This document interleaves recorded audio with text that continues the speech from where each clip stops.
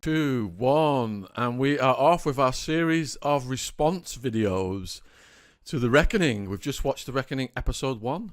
Dr. Sohom Das is with us. He's got some insights. It was absolutely harrowing, but I've got some questions for him as well, especially to do with the relationship with his mother. Let us know in the chat. Put 1 in the chat if you've watched The Reckoning today, episode 1 at least.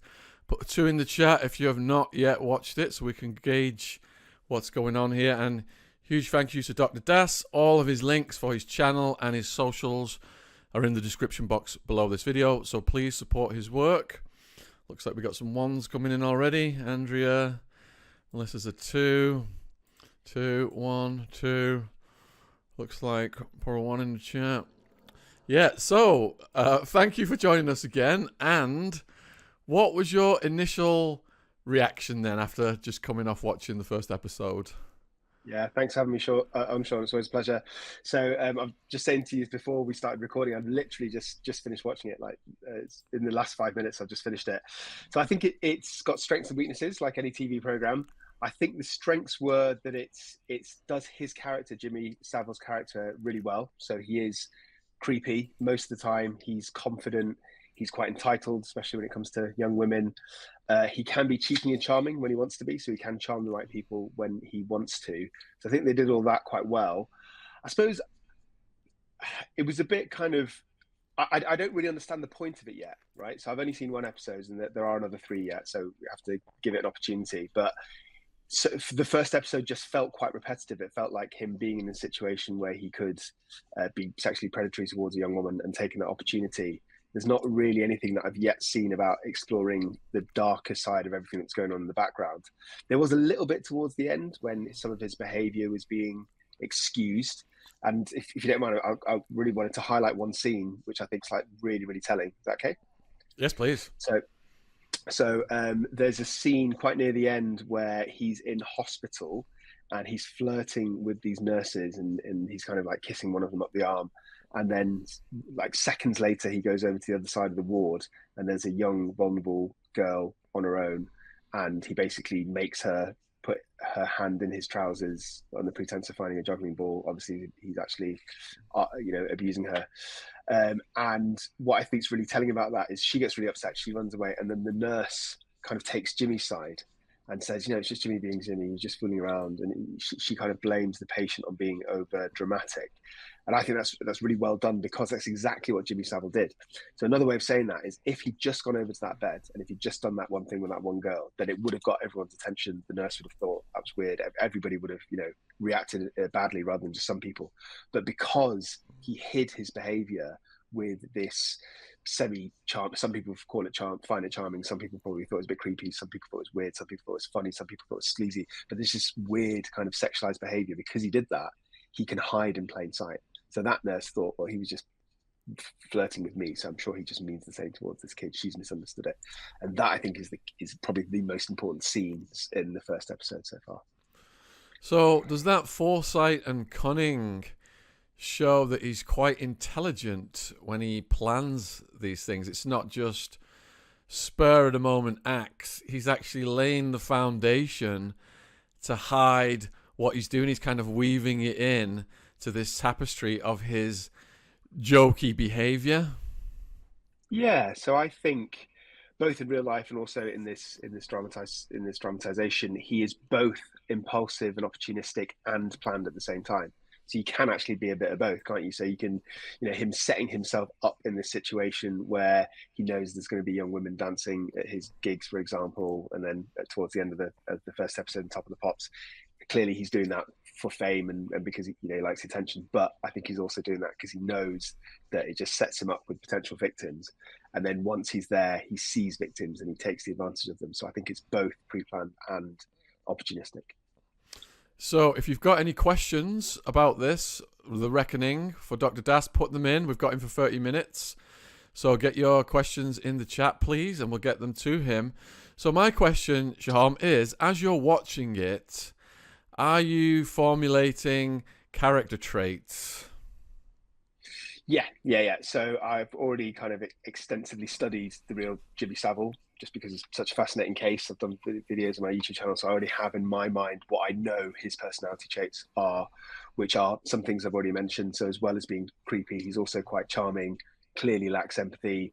I think he's quite emotionally intelligent, so he's able to manipulate people quite cleverly.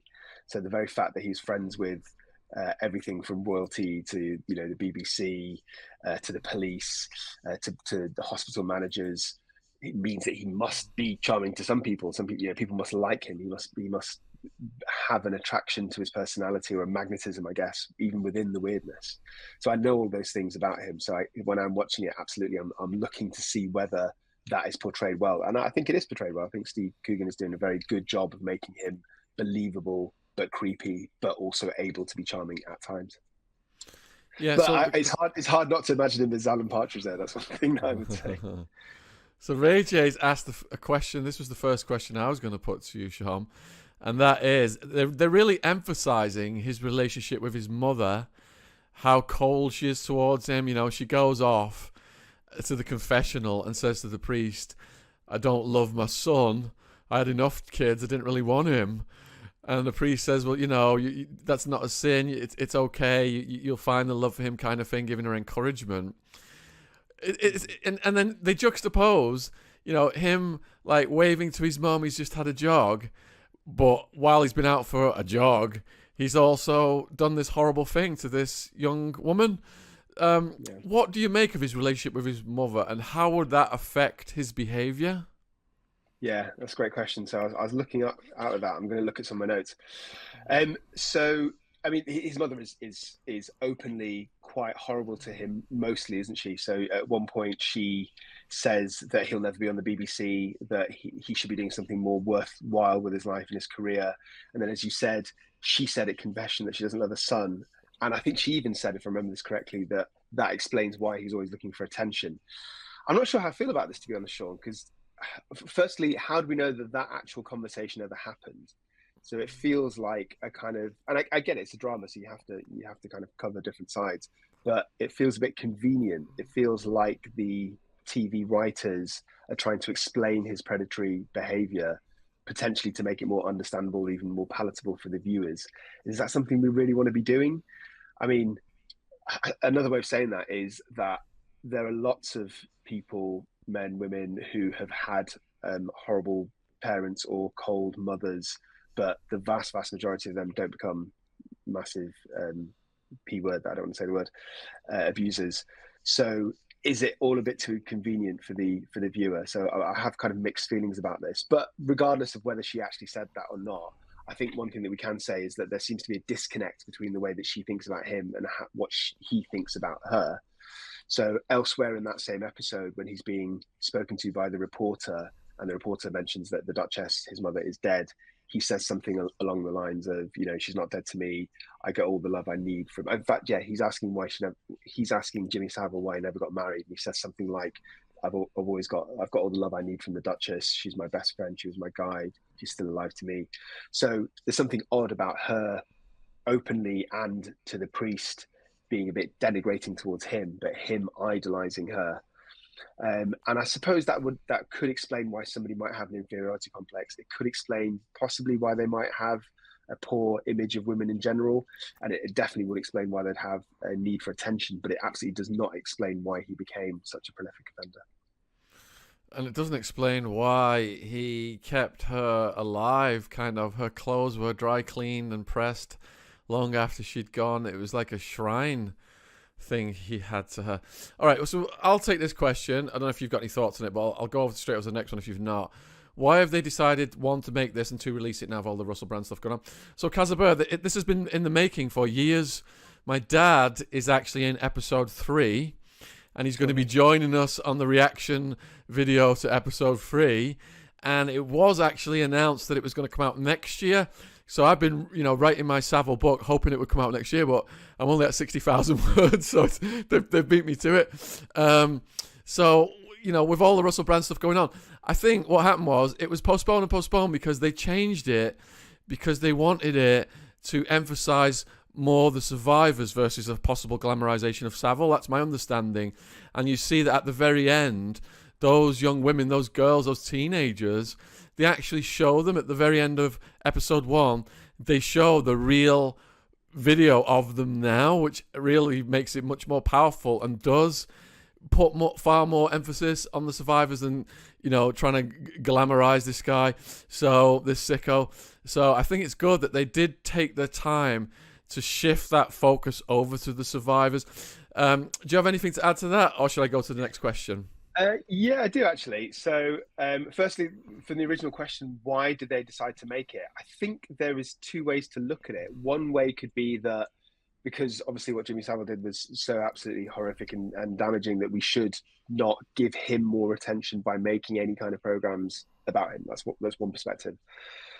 And another perspective is that because it was such a big deal, it would be, I don't know if entertaining is the right word, but certainly for interesting, fascinating. But yeah, actually, to be fair, entertaining for the average, for some people to watch it. I think there's 2 ends of the spectrum. I think I'm somewhere in the middle. I think I'm probably more towards understanding why they made it than why they didn't. But I can see the perspective of why some people would say, you're making money and you're getting views from something horrible that's happened. And the other thing I want to say, Shaun, is I personally have mixed feelings about using the victims at the end. To be 100% clear, I absolutely get the point of making it victim-centric rather than being about him. I completely get that. But I'm not sure if it felt a bit too forced, only because the whole thing is a drama with, somebody that's playing, an actor playing Jimmy Savile. And then at the end, it just looks different to have these people in. And to me, it feels, and I don't think it was, but it feels like a slightly sloppy attempt that the producers have just thought, actually, this is a bit too much about him. Let's just add in some scenes at the end. It just felt a bit disconnected to me. That's what I thought. Yeah, it reminded me, there's this series about a drug in America on Netflix, this big, powerful pharmaceutical company. And a lot of people ended up dying when it got through the FDA. And at the end of each episode of that, they have a mum and she talks about her kid and how the kid died. But I thought that was a lot more powerful than the way they presented it in The Reckoning, using the similar format. And 𝐘𝐨𝐬𝐲 is asking, why are they releasing this now of all the Russell Brand? I just think it's coincidence, 𝐘𝐨𝐬𝐲, that they brought it forward. They made the amendments, they brought it forward, and they got it out, because it has been delayed and delayed and delayed. So let's go over to the next one then. And I think Mr. Balding is referring to when, and we've not seen this yet, because we're only on episode 1, but people can watch the whole thing on iPlayer already, but I've only watched 1. So we're going to cover each night, we're going to cover a different episode. I think they're referring to, and I don't know how it's going to be portrayed, when Jimmy Savile was brought in as a marriage guidance counsellor for Princess Diana and Charles. So the question is, what skills does one need to possess in order to be experienced in marriage guidance? Right, I have to say, I didn't know that he was a marriage guidance counsellor for Charles and Diana. I knew that he was sort of close to them and friends to them. I know he'd speak to them regularly, but I didn't know he was a marriage guidance counsellor. I would say that he absolutely does not have the requisite skills, because they need to, he's not had any long-term relationships that we know of. He's completely misogynistic. He sees women clearly as just objects for his sexual desire. So he's literally the opposite of what a good marriage guidance counsellor is. But I suppose it'd be somebody that's got, some psychological training, understands the basics of therapy and development and attachment, good communicator, and has empathy. Those would be the normal features. So, Easy E, thanks for the super chat. In episode 3, Thatcher is at Checkers with Jimmy and mentions past poor PMs. She then says Ted Heath capitulated with the miners. I think Easy E's seeing a double entendre there. I haven't seen that episode, I'm afraid. I've only seen episode 1. All right. Do you think then, Sohom, that Savile was subject to the same behaviours he subjected others to? Yeah. I'm going to ask you that question first. I know you've researched him more thoroughly than I have, and then I'll tell you my 2 cents. So, Joe, as far as I'm aware, he got very ill when he was a baby, and they thought he was going to die. He was the 7th kid in the family. He was born on Halloween, and they did all kinds of treatments for him and prayed. They were religious, and when he did survive it, it was like a miracle, so they called him the miracle child. So he went through that. Now, how much trauma that could have caused him, childhood trauma is the root cause of a lot of ills. I don't know as to whether he was subject to full-on SA. I don't know about any history of that. Do you know about any history of that? Not to my knowledge, no. I mean, I suppose the thing about SA and the reason that we know that that there's an increased incident of people that have experienced that in their childhood that go on to become offenders. That's a well-known fact, but we don't know the statistics simply because not all of it is admitted by perpetrators or by victims. I suppose it's possible. I think we'd just be speculating.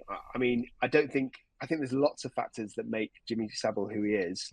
I talked about some of them last time I spoke to you last week, but just very briefly, as well as what you just said about being this miracle child, there's a relationship with his mother. There's the fact that he's able to hide in plain sight. There's the fact that he was a celebrity and almost untouchable. There's the fact that he had so many powerful friends. I think even the charity in itself was a very clever, if that's the right word, smokescreen for him, because it meant that he could travel from place to place, like hospitals, TV shows, charity events, marathons, under the guise of doing charity work, be exposed to fresh victims and then literally move on the next day with legitimate reason. So he had a very nomadic lifestyle. So I think it's all of these things in combination, as well as just his natural sort of hypersexuality and misogyny, all of those things in combination. So it's very possible that he was a victim of SA, but I guess my point is that there's so many other factors that he doesn't have to have had that happen to him to explain why he was how he was. Before we go to the next question, what do you take of his weird fascination with death, with sick people, with people in hospitals, which started quite young, didn't it? Yeah. I mean, at a stretch, you could say that, because there are some people who have, paraphilias, which is a very weird sexual kind of preference, right? And we know that Jimmy Savile, or at least I don't know if we could say we know, but he's been suspected of the N word, having sexual relationships with dead people. But if it was only that, if that was his only kind of modus operandi, if that was the only abuse or the only very weird, creepy sexual thing that he did, then I would say there's probably some kind of emotional connection, like he's had some kind of experience in the past where he has been sexually aroused around a dead body and is kind of locked onto that memory. But the thing about Jimmy Savile is he had so many different victims, different genders, different ages even, that I don't think it was all about sexual gratification. I think it was about power more than it was about sex. So for that reason, I don't think there's a specific connection with illness or death. I think it's just vulnerability and being exposed to victims in hospitals. We've got a comment from Pink Roses that I'll see if you can comment on. I thought it was quite chilling and creepy, but Steve made a good job also, especially the voice. Dr. Shaun Attwood has made a good video on Alex Belfield and described him to a T. Is that the case? Yeah, the video was quite old, but I did do that. Yeah, Steve Coogan's a very good actor, isn't he? Like, absolutely. He, as I said before, you can't just overham the creepiness because he was charming. Like, I know that sounds like complimenting the guy, but he wouldn't have been able to be as successful as an abuser and also as in the entertainment industry if he wasn't charming. And I think Steve Coogan has played him well, so he's both creepy and charming at the same time. And he's got the voice down, the accent, hasn't he? Yeah, although, as I said before, sometimes I was hearing Alan Partridge when he was speaking.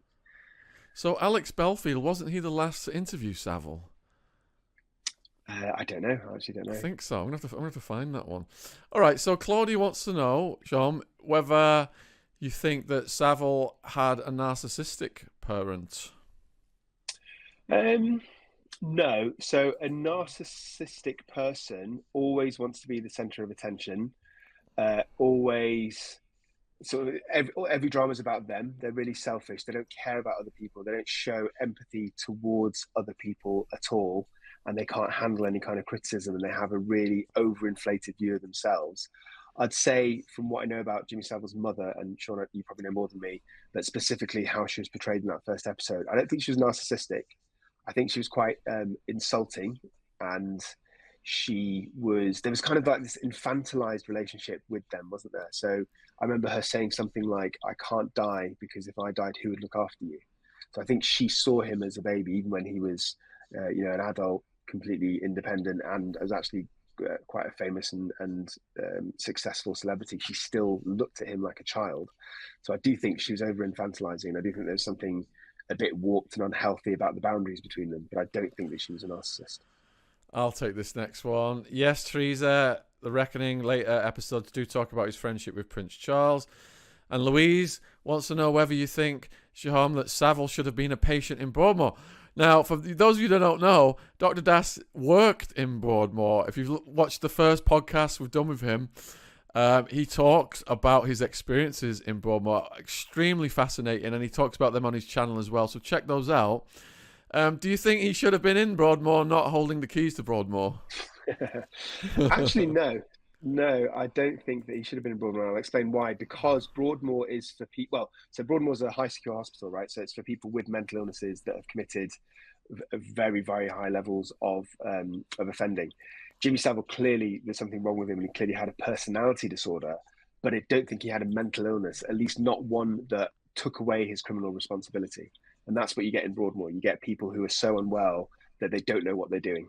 So, for example, there was this guy very recently, I think it was this week in the news, last week, called 𝐏𝐬𝐲𝐜𝐡 𝐅𝐨, who was trying to assassinate the Queen, and he got caught in Christmas 2021, I believe it was Christmas Day. He got caught trying to scale the castle with a crossbow because he'd had these messages from artificial intelligence telling him to kill the Queen. So that is like barn door Broadmoor material. Somebody who's got a mental illness, doesn't know what they're doing, is hearing voices, has paranoid delusions.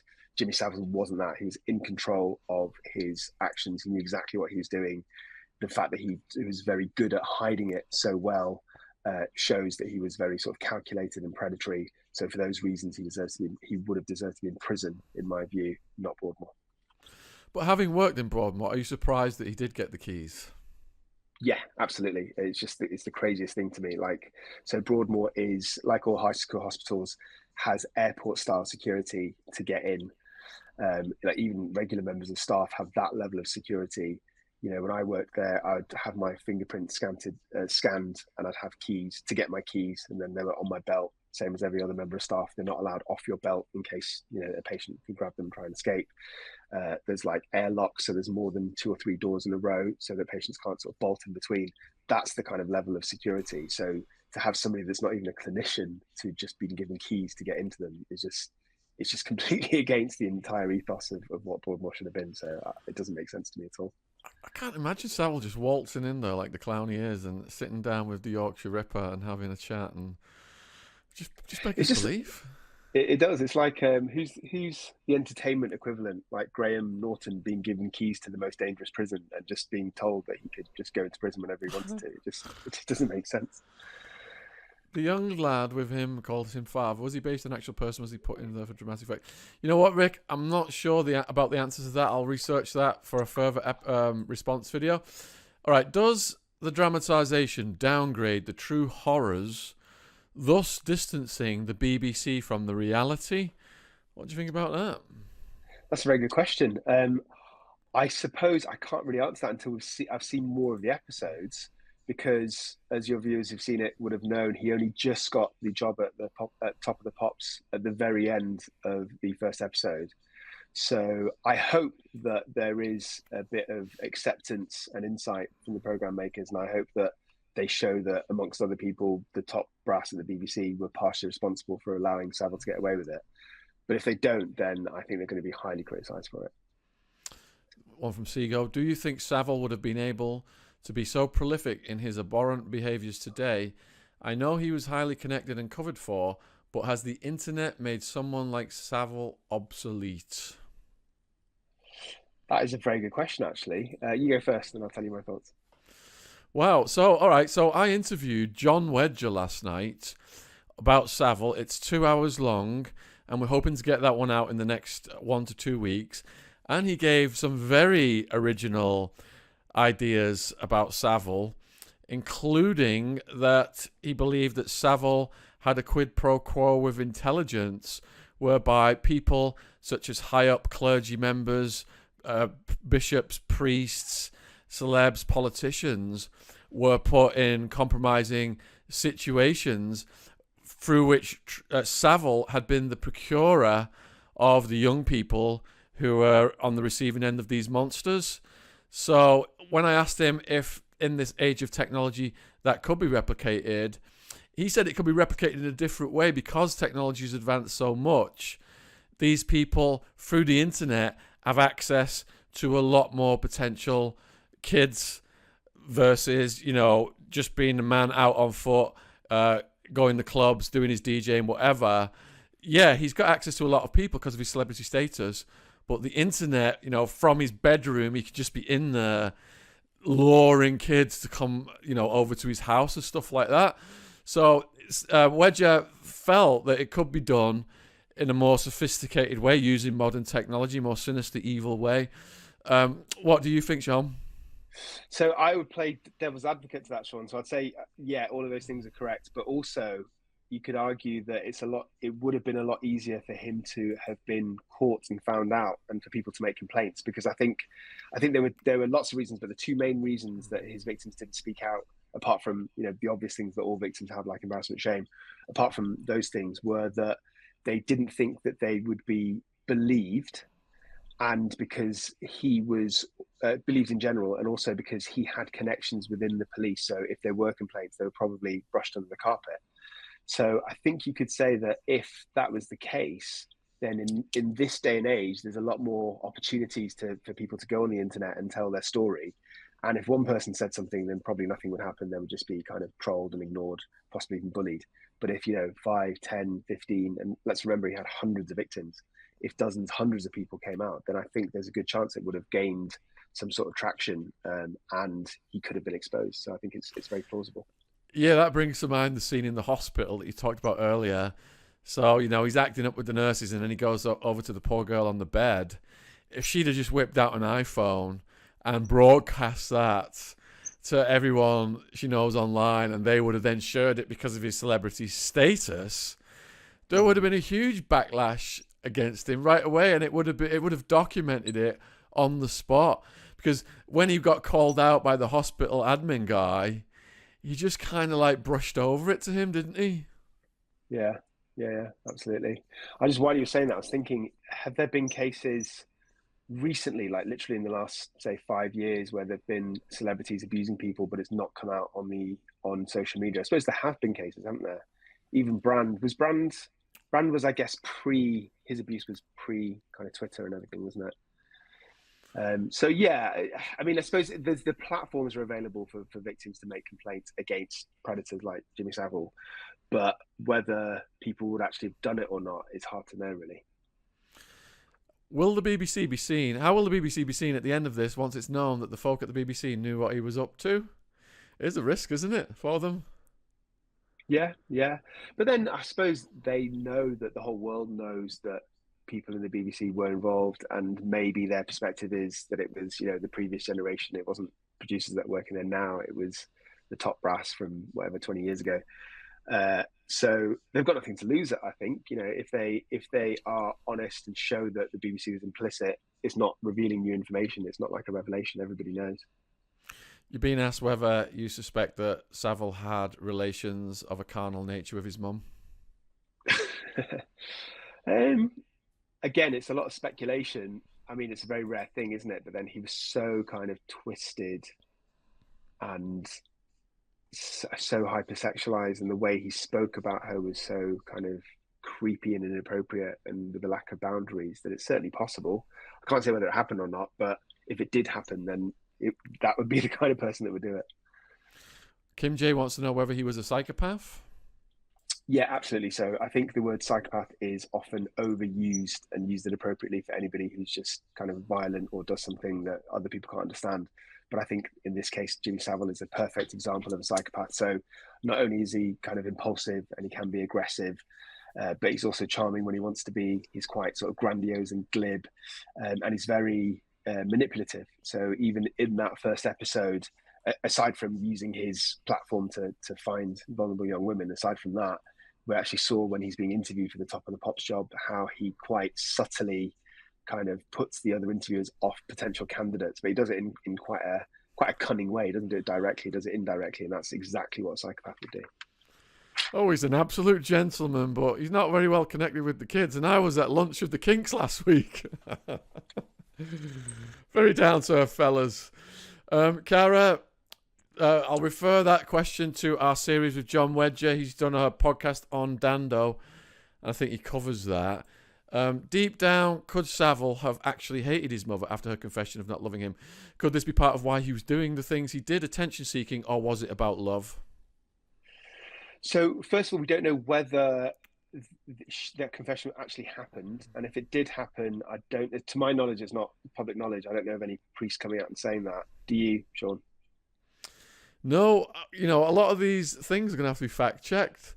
There's going to have to be a list of things that have arisen in this dramatization that all of the Savile researchers are going to go and try and find out what the hell the truth is here. To be fair, it did say at the very beginning of the program that this is, based on his life events, but some scenes have been created for dramatic effect. So to answer the question, I think that we don't know if it happened, and if it did happen, I don't think Savile directly would have found out about it because there's no sort of realistic way why he would.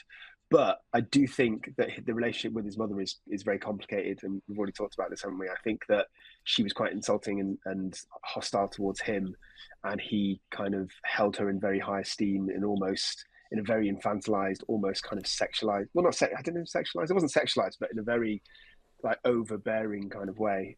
So there's something up there with the relationship, definitely. I've got to phrase this question carefully. Do you suspect that he had carnal relations with the deceased? So I suspect it, absolutely, because I think there have been sort of rumors and indications of that happening. If I remember this correctly, he certainly had access to their bodies, which in itself is strange. Why would anyone even think to want to have that? I don't know whether it happened or not, but again, a bit like the question with his mother. If it was going to happen, it wouldn't surprise me if it happened to somebody like him. We've got 2 hours of Savile content tonight, and I think Dr. Sohom, we're at 30 minutes. Have you got time for more? Or have you got to get going? No, I've got time for a couple more questions. I've got a couple of things I wanted to say, if that's all right. Go for it. Yes. About the program. So, I wonder what you thought about the title, Shaun, "The Reckoning," because to me, it seems like the opposite of a reckoning, because he never really got justice, did he? So I don't know if that's being ironic or if I'm not getting it. What do you think? I think the BBC are reaching. There never was a reckoning, and the fact that there never was a reckoning, the BBC are culpable for to a large extent. Even as he was getting exposed, they didn't want their Christmas special being spoiled, and they tried to stop what was getting into motion, thanks to people like Mark Williams Thomas, etc., pushing it, and the other networks pushing it. It all did come out. So there absolutely wasn't a reckoning, and I think to use that title is a bit misleading. Yeah, absolutely.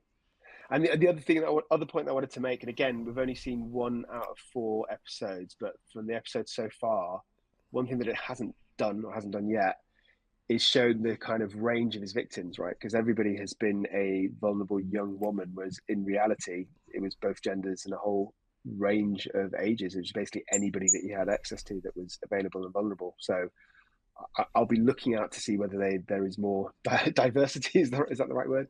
In his victim group, whether it's more reflective of reality. He didn't discriminate at all. Do you think he was capable of blackmailing high-profile people to be able to gain access to the places he accessed? I mean, capable, yes, 100%. He's definitely capable of it. Whether he actually did that or not, I don't think he had to. I mean, you said yourself, Shaun, that you spoke to John Wedger and he suggested that he was blackmailing people, but I don't think he had to get into those places. I think he was such a big celebrity at the time, and he was so well known for his charity work that they wanted him in those places. That's what I think. Again, I'm going to refer this one to the Wedger interview. He was investigated over the Sutcliffe murder. He has this weird relationship with Sutcliffe. And Sutcliffe, it was the corpse that was left right outside Jimmy Savile's flat, as if he was honouring Jimmy Savile by leaving it there. And Savile was questioned pertaining to that person who'd been killed by the Ripper. I had no idea about that. Yeah, it's fascinating. And then later on, you know, he sat down in Broadmoor with Sutcliffe. So Nick wants to know, are the BBC being selective as to what they portray to us? So I suppose this is kind of similar to my previous answer. I think it's too early to tell yet because he's only just started his TV career at the end of episode 1, and that's the only one that both of us have seen. But I'm going to be looking out because that's something that I'm very curious about, whether they're going to try and whitewash their own involvement or not. So I think that's an important point. So I think that we all of us have to look out for it. My dad stepped in answering a question here. He's got a lot of Savile knowledge. Ray Terrett, Savile's assistant, was a real character and eventually died in prison, convicted of the R word. There you go. We've got one of those things fact checked. Hello, Mr. Attwood Senior. Pleasure to make your acquaintance. Our Derricus. Any idea of Savile in his adolescence? Again, I think you know more than I do about this, Shaun. You've written a book about him, or you're writing a book about him. What do you think? Most notable thing is he was a Bevan boy. This was during World War II, and when he was down the mines, he had an accident that injured his spine. But he behaved bizarrely, and he used to, you know, do theatrical stuff when he was down there and come out not wearing the protective gear, and that's all I know really. And then, you know, he claimed to be the first to have turntables and done all this, which I think is grandiosity because there are people documented going back to the 20s with the turntables. Yeah. Yeah, there's definitely, from what I do know about him, which is not a lot, about his adolescence, I mean, he was definitely weird from a young age, wasn't it? It wasn't an act. He really was a strange, sort of quirky, attention-seeking individual. Absolutely.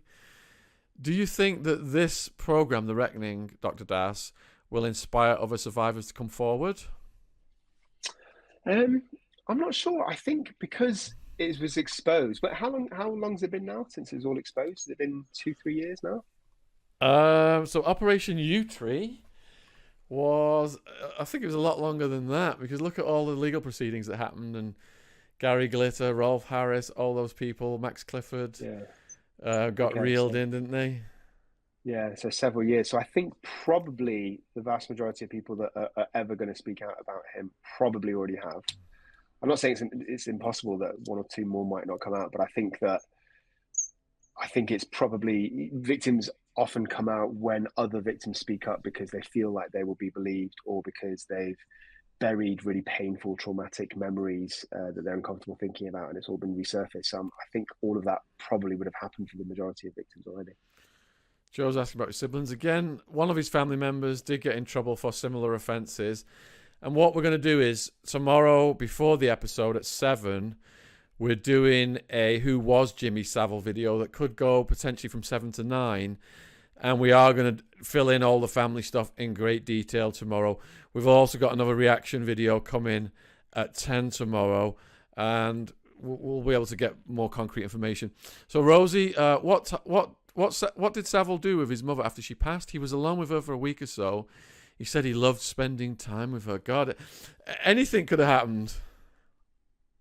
Yeah, and like you said, there's something, I don't even know how to put this into words, just something, apart from saying creepy, there was something a bit, just blurred boundaries about keeping her clothes and kind of speaking about her like she's still alive as well. Yeah. It's so unusual, isn't it? All right, from Patrick, Shaun, seeing Dr. Sohom on the Broadmoor documentary, question, did Savile have free reign in his caravan? Did he not learn that from his father? It's like a mobile, I don't know, beep vehicle, isn't it, that he's got there? Yeah. So did he bring victims into his caravan? Is that what happened? He certainly did. That's what he used it for. Yeah, and was the caravan near Broadmoor? Did I get that right? He used to stay there. He moved it around, didn't he? I think he just moved it around. Because like he said, he was like a nomad. Yeah. All right, let's see what else we've got here then. I'll take one more question if that's all right, Shaun. Yep, that's fine. Let me have a look. We nearly got through all of them. I appreciate all the questions coming in. Let's see. While I find the next question, Dr. Dash, do you want to tell the viewers where they can find you and support you? Yeah. So I've got a YouTube channel called A Psych for Sore Minds, where I assess individuals who have sort of high profile cases. So that, for example, that guy, 𝐿 who I talked about, who has just recently been sentenced for trying to assassinate the Queen. That would be a perfect example of a case of somebody that's got some sort of mental disorder, and I kind of explain the diagnoses, etc. So go find me on the Psych for Sore Minds. All right, let's leave it at that. There are tons of questions, but it's stuff pertaining to things we're going to research for tomorrow's show. Now, please stay tuned. We've got 2 hours of Savile content this evening. Dr. Das is going to go. I'm going to stay on and take some more questions and give you some more information. So we are going to be seeing Dr. Das on episode 4 reaction response video, which is next Tuesday at 10 p.m. Huge thank you for spending time with us, and we will see you then. Take care, my friend. Absolute pleasure. Cheers, Shaun. All the best. Bye. Thank you very much. Cheers.